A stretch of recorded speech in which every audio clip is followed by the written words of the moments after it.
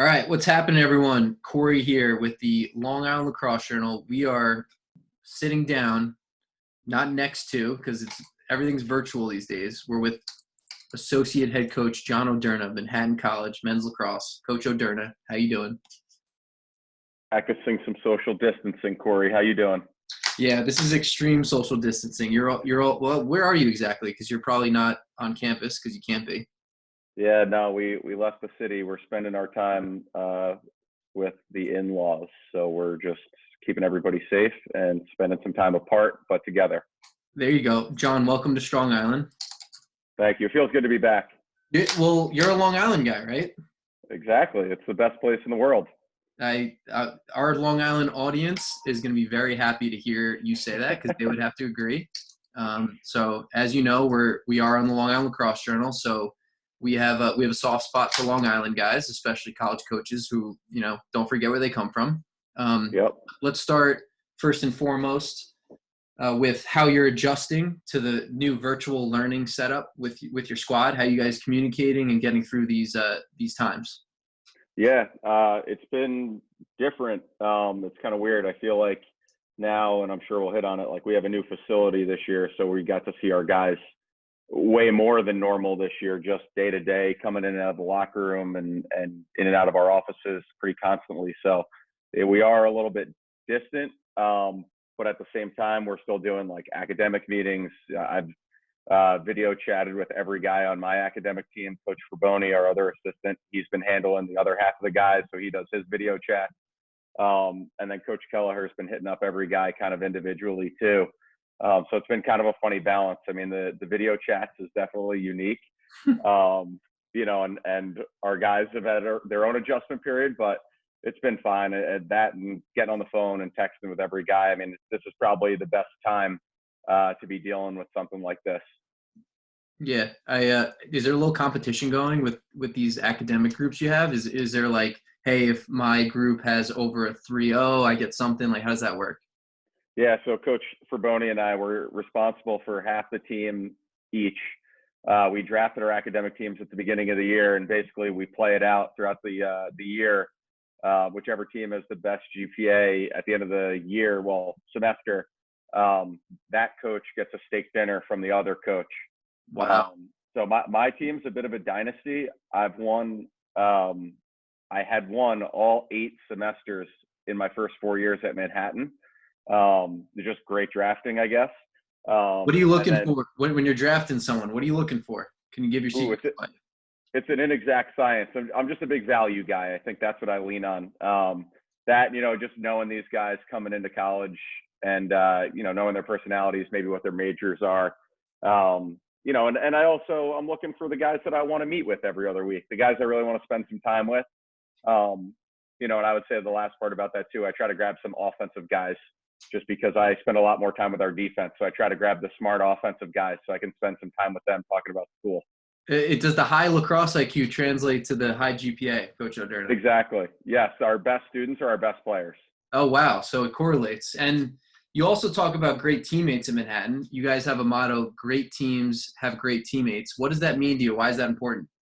Yeah, I think why I'll be honest, I'll give a little credit where credit's due. I worked a camp out at Culver a couple of years ago, and I saw that on the wall of their locker room, and I thought that was a really cool mantra. And I think the goal for everybody is you want to be a really great team. But it doesn't just happen. It's not just a bunch of guys individually working towards the goal. It's kind of a collective effort. And I think, one of my college teammates used to say, individual awards are collected on behalf of the team. You don't win an individual award because of just yourself. It's the guys that you practice with. It's the guys that you train with. It's the guys that you live with. It's the guys that make you hungry and get after it. So we kind of tried to apply the great teams have great teammates because you can't be a great team unless you have a bunch of guys that are invested in each other and want to see each other succeed. So that was kind of our thought process on it, and I think our guys embraced it. You talked about value a little bit earlier as it relates to like academics and just people. Like, what does Manhattan College, Manhattan Men's Lacrosse value as a program? You're saying, yeah, I guess in a day to day, if I look at it, I think our thing is we want to be the hardest working team in the country. I think that's our goal. And I think if you settle into, I think I'm working hard enough, someone's going to pass you by. So I think we've definitely challenged our guys. When you put your head on the pillow at the end of every day, you can go to sleep knowing that you gave it everything you had that day. And that could be in lacrosse, school, socially, whatever it is, being a great friend. At the end of the day, if you feel really good about what you've done and what you've put into it, you're going to be really happy with your result in the long term. So I think that's one thing we definitely challenge our guys to do. We don't let the scoreboard dictate how we act. How we act dictates the scoreboard in lacrosse and in life. We try not to let any of the results phase us. And I think our guys have done a really good job. I got to give our seniors this year a lot of credit. They were the first group we brought in of, they really set a tone of, we might be the guys that play the most and have taken some of the lumps over the years and have gotten us to this point. But they're also our hardest workers. So they set the tone for everybody else below them. And you could be a stud freshman. We had a guy that was a freshman this year who was a MAC Rookie of the Week guy 3 times in the short season.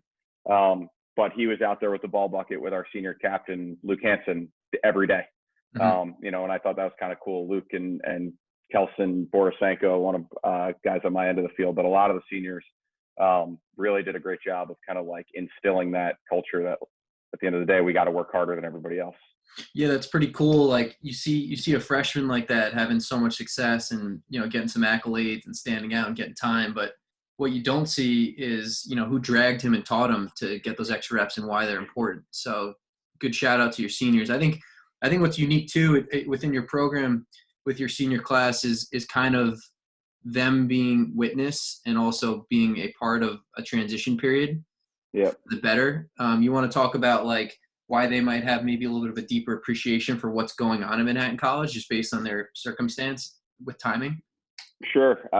Honestly, I'm eternally grateful to our senior class for a couple of reasons. I think when Coach Kelleher and I got to Manhattan 5 years ago now, or this was our 5th year, so just a little over 5 years ago, we joke about it all the time. Like there wasn't even a ball bucket there. Like, we were really starting from scratch, but luckily the school made a huge investment in wanting to be good at lacrosse and basically said, you guys are 2 young, excitable guys, take this ball of clay and mold it.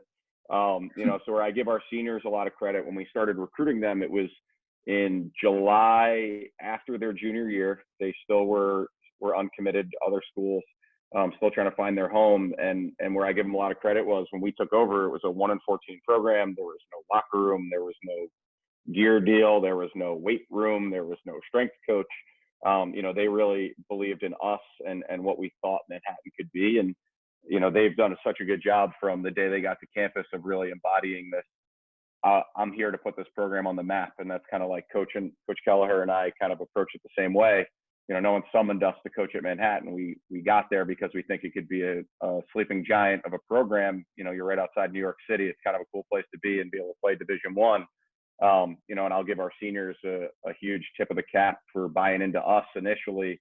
And now being able to see some of that, $2.5 million locker room opened for us this year. It took a few years, but we were able to house them this year in an unbelievable space. And, it's got to be one of the better ones in the country. And thanks to our alums and our friends of the program and families for making that happen for us. But, it's pretty cool to see our guys, that thing opened and you got seniors with tears in their eyes because they had no locker room for 3 years. And I'll give them credit. They never complained about it. They just kept coming back to work and they were passionate about, putting the program on the map. I think that's been our recruiting philosophy. I know you guys are big on the recruiting stuff, so I'll touch it real quick. Like, we always tell our guys, and it started with that senior class, like, we want you like jumping through the phone excited that you're coming to Manhattan when you decide that you're doing it because you want to be part of the change and the transition. And I'll give those guys a lot of credit. We went from some really tough times our first years, which was part of our transition. And we talked about it, like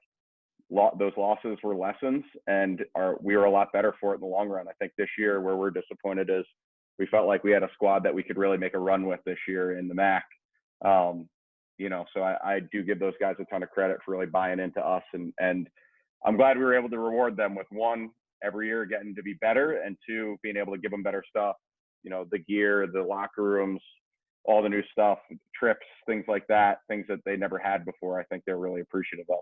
How did those seniors, during their time grow as leaders, and their leadership, I'm sure, grew as a result of just their experience at Manhattan. But I guess maybe more specifically, is there something that you and the staff, Coach Keller and the staff, kind of do to develop leaders within the program? And if you can talk about that, that'd be great. Yeah, I mean, again, I know I already talked about these guys, but I'll touch on them again because they're two of the best leaders I've ever had the pleasure of working with and being around. It's Luke Hansen and Kelson Borisenko. So Luke's a senior from Minnesink Valley, New York. And then Kelson is a senior from Winnipeg, Manitoba.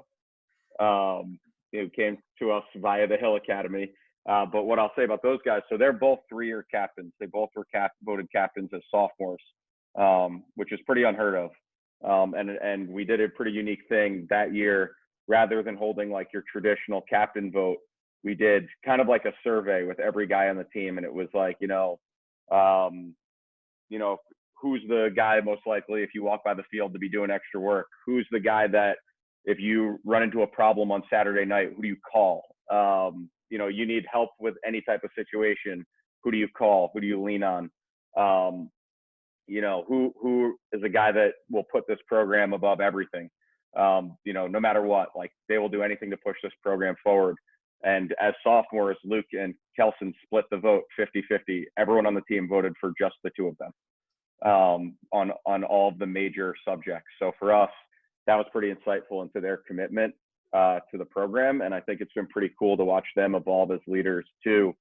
I think where they've learned a lot is, as sophomores, I think we had 5 captains that year. So it was the 2 of them plus 3 seniors. So I think they were able to kind of sit in on those meetings and see what that looks like. But obviously as a sophomore, maybe a little bit more reserved, when you're sitting in the room with other seniors. And then their junior year, kind of same deal. We had 5 captains, 3 seniors, and 2 of them. So I think, again, being able to observe and get a little bit more comfortable and confident in that situation. And then now we've really seen them find their voice and their footing as seniors because they've been in those conversations that we talk. I mean, we meet with them almost daily, but it's informal. It's not like, hey, we're doing a captain's meeting, get in here. But they'll stop by 20 minutes before practice, just see, what's the messaging today? What's the tone we're setting with the group? What do we need to have a great day at practice? Which I think is pretty cool. I think we have a pretty open door in our program, and those guys have definitely evolved and they've become so comfortable with us and being able to express what they're interested in. And then beyond them, I've talked a lot about them. I don't want Kelson's head getting too big if he ever watches this. Beyond them, we actually started this year, and I think it's something that's been really cool, is we started doing class meetings. So we do the entire class. We meet with them, not really like every other week or every week or anything like that, but a couple of times a semester, again, to sort of like track the group, manage expectations a little bit.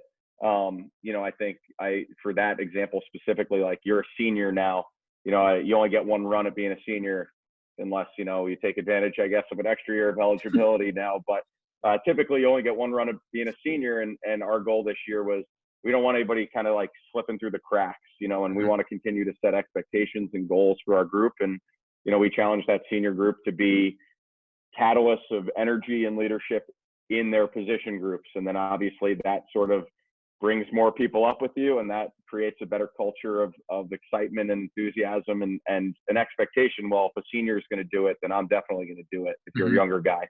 And we did that with juniors and sophomores. We talked about, juniors, your job is to develop as a leader and follow the seniors' path. And if you're a sophomore or a freshman, your job is to be the worker. Your job is to really buy into what the older guys are telling you and commit to it fully and really bring an enthusiasm and a work ethic that's going to make them proud.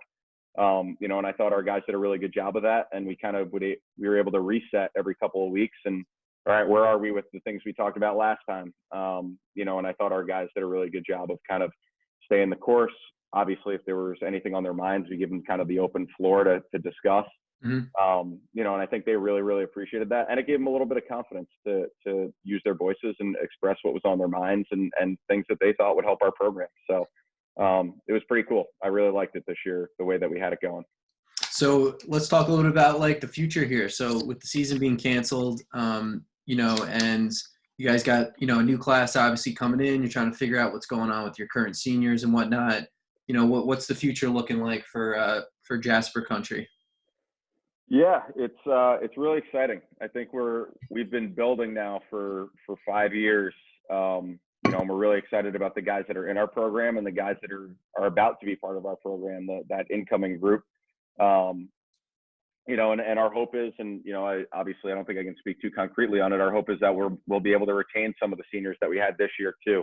You know, a couple of them have really expressed an interest in, you know, using their words, they want to finish what they started. They committed to putting this program on the map and competing for the MAC championship. And, you know, the class has really expressed that, you know, because of the situation at hand, they have a sour taste in their mouth that they weren't able to finish what they came here for. So, you know, right now they're looking at a bunch of our master's offerings, like the businesses, the engineering, stuff like that. You know, and even interning in the city in the fall, while we still play, and they can take their master's courses and intern in the city. I promise I'm going to tie this back into our full team in the future, but you know, I think it's kind of a cool opportunity. They can do the New York City thing, intern, still come to practice. We practice at 4:00 in the afternoon. So, you know, they'll be able to kind of be the lacrosse player that they want to be if they come back and still kind of dip their toe in the water of continuing life too. So I think that'll be kind of a cool dynamic if we can get those guys back. And then the other guys, like I said, I'm excited for everybody that was on the roster this year to now have, you know, almost like a free trial run at your freshman year, your sophomore year, your junior year. You know, imagine if you and I, when we were freshmen, we played a handful of games and then they were like, oh, season's over, but you get to start that again. You know, how much better would we be if we could use all that and take it into the summer with us? You know, it's something that we always talk to our freshmen about every year is the biggest jump you're going to make as a player is from your freshman to your sophomore year. Because before your freshman year, you've never played college lacrosse. You have no idea what to expect. You can think you know what you expect. You can come from a hotbed like Long Island and expect, oh, well, I'm from Long Island. I know I played really high level lacrosse. It's different, right? College is just different. So I think what's really unique is we have some first year guys that are coming back next year that kind of got a trial run at what does college lacrosse look like. And now they can really take what they learned and start that again, which is kind of unique and kind of cool. So, you know, I'm excited for what that looks like. We're doing our best to beef up the schedule a little bit. We got to go down to Navy Marine Corps this year, which is really cool, and play a really tough game with those guys. We're definitely doing that again. We're going to go back next year, which will be pretty cool. I think our guys really love that experience, and you know, we're trying to be mindful of that too. As our program improves and we develop, we want to try to continue to add experiences like that. You know, our seniors are like, that was one of the coolest experiences of my life as a lacrosse player, you know? So we want to try to give them more of those if we can. You know, so I'm excited for the future. I feel like, you know, we finally have our group because we've recruited every kid on the roster and every kid that's coming in. We think we can play a higher level of lacrosse than we have at Manhattan in a while. So, you know, I'm excited. I'm just disappointed. I wish we were on a field. We should be scheduling or playing against Siena tomorrow in Albany. So, Yeah. or actually they were coming to us. They should have been coming down to us in the Bronx to play tomorrow. So, you know, I think I'm disappointed that we're not doing that or getting ready for that right now. Yeah, it's unfortunate. Well, you're talking to me, which is a positive. That's one. Yep, that's Two, almost as good. almost as good. You know, I'm a close second to beating up on Siena, hopefully. And two, I guess my question for you as a collegiate coach and as your staff, as you kind of work through this, obviously you want to stay engaged and connected to your team and make them better, like you talked about early on. But away from that, maybe like the recruiting side of things, developmental side of things, you know, we're now getting into close to the summer with hopefully there's a summer season. No one knows. You know, what are you guys doing as a staff to kind of like sharpen the axe, so to speak, and how you kind of occupying your time now that things have kind of settled a little bit? Yeah, it's interesting. We're trying to do. I mean, I'm trying to still watch a lot of lacrosse. I mean, the open exchange on Huddle is awesome. I can pull any game from any team. Like, I mean, I'm a Gettysburg alum. I've watched a couple Gettysburg games. But, just trying to stay sharp and just watch what other people are doing, and kind of use this as an opportunity to come up with some new ideas. And this is obviously speaking specifically on the field. And then just off the field, recruiting wise, just trying to stay in touch with coaches and keep conversations open with guys that we've already had on campus, with guys that we're trying to get to campus. It's an odd time because there's no lacrosse to watch. There's no new film. There's no new games right now. There's no, it's kind of like paused, it's kind of odd because there's no lacrosse to watch, both from a scouting perspective or a recruiting perspective, which is unique. But just trying to stay sharp. I mean, our staff, we talk literally every day, about different things and, looking ahead, looking to now, and everywhere in between. So it is a little bit unique, but I mean, I'm excited for, hopefully this thing runs its course, this coronavirus, and we can be on fields this summer. I was texting with a couple of guys yesterday. I'm like, I'm going to literally coach like every camp. Like I want to coach. Yeah. I feel like I didn't really get a chance to get through the year. So I can't wait to have an opportunity to coach and like be on a field and work with guys when the summer hits. I just think that's going to be, you're going to see a group of college coaches that are more excited and motivated ever to be on the recruiting trail. Yeah, you'll probably see a group of kids that are in the same boat because, they were, especially like juniors, could be the first time they're starting for the varsity team. You had kids right. who, had a lot of potential with their team or were going to be impact players and whatnot. But, you bring up an interesting point, whether there was a season or not.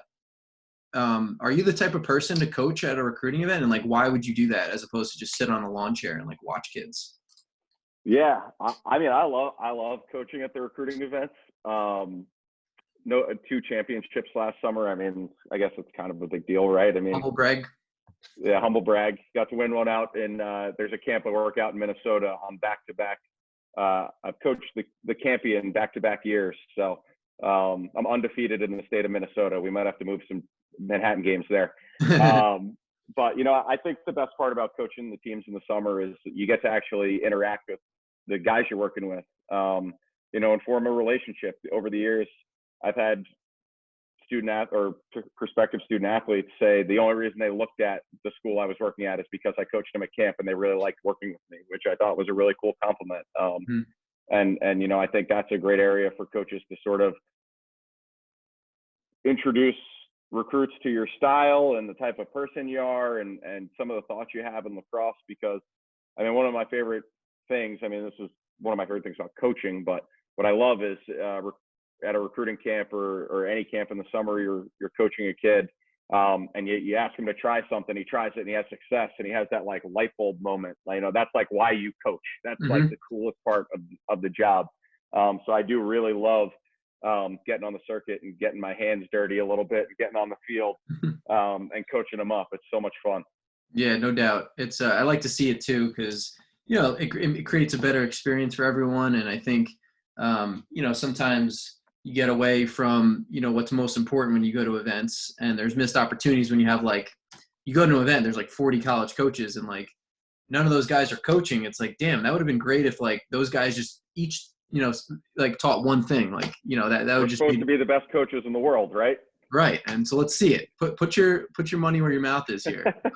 So no, it's good. It's good to see that. I love that. I always like to leave the conversation, generally speaking, guys that are going through the recruiting process. They could be young, want to play in college one day. They could be a junior in high school and they're uncommitted. What's maybe a piece of advice you can offer up to them based on the circumstances here? Yeah, I think, you had me on for the BYG show. I think it was back at holiday season. And I think I gave similar advice. And I would just say, this is one of my mantras: control controllables, right? Obviously, everybody's got access to different stuff right now, with having to stay inside or stay home or, whatever it is. I would say, don't come out of the quarantine a worse lacrosse player. Find a way to improve at something. And that could be go on YouTube and watch college games and watch guys that play your position and see things that they do well and things that you want to adapt to your game. Watch how, let's say you're an attackman, watch how the defense defends, learn something about the sport. My challenge would be, and we express this to our team too, is, come out of this quarantine better at something. And if you got a wall you can hit at your house, holy crap, I'd have my stick in my hands 2 hours a day. What else are you doing? Yeah. And if you don't, find something else. If you can only run around your neighborhood, come back in the best shape of your life this summer. Mm-hmm. If you have some type of access to weights in a gym, get creative and build some muscles that'll help you shoot the ball 5 miles per hour harder if you can. Mm-hmm. I think there's the guys that rest on their laurels and kind of do nothing right now, or the guys that in a month, 2 months, 3 months are going to be really disappointed that they let this time slip away. So Mm-hmm. that, and the other thing I'll say is, and I've said this before, academics, crush academics. You have no lacrosse right now. Make this your best quarter, semester, whatever it is that you've had, because you have more time to work on your stuff. So, crush it so that next fall when you go back to school, you're like, man, I killed it last spring. I put myself in a good spot here. So that's what we're saying to our team, and on all fronts, that's what I would say. Control your controllables and be a better player than before the Corona hit.